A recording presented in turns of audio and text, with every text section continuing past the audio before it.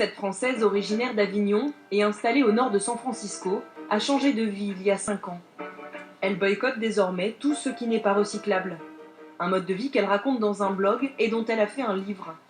Depuis, la moindre de ses activités a été repensée, à commencer par les courses. Hi there. Bonjour. Please, bake me, Vous pouvez me cuire 10 baguettes de pain, s'il vous plaît? With no packaging? Mais sans emballage. Thank you. Plus de sacs plastiques à la caisse, ni au rayon fruits et légumes. Ils ont été remplacés par ses propres sacs en tissu. Alors là, il y a les carottes attachées en élastique, les carottes dans le plastique, carottes dans le plastique, carottes dans le plastique. Donc je vais prendre celles qui sont en vrac.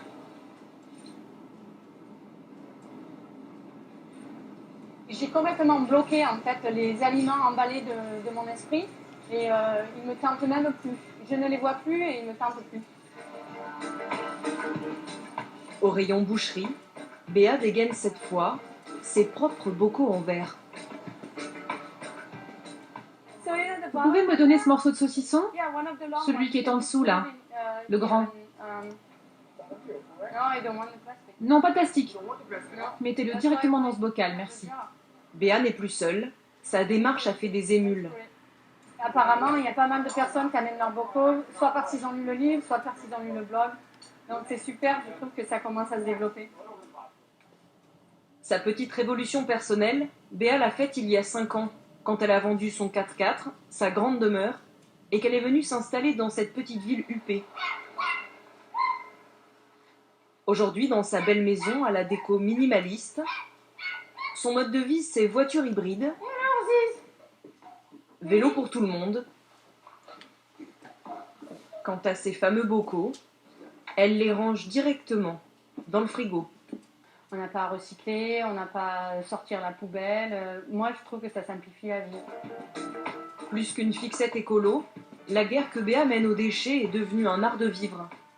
Tous ces produits ménagers tiennent dans ce panier du vinaigre blanc, une bouteille de savon de Marseille achetée en vrac et de la poudre détergente. Cette philosophie touche tous les secteurs de la maison. À côté de la chambre, dans le dressing, sa garde-robe et celle de son mari tiennent sur ces quelques cintres. Avant, j'avais une vingtaine de robes, 5 paires de shorts.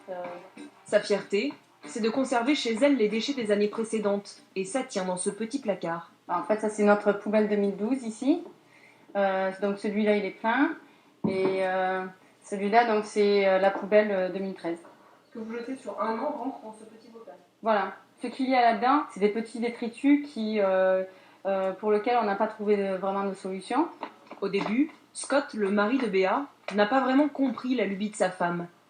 Il pensait même qu'en achetant leurs produits en détail, dans de beaux magasins, cela allait leur coûter plus d'argent.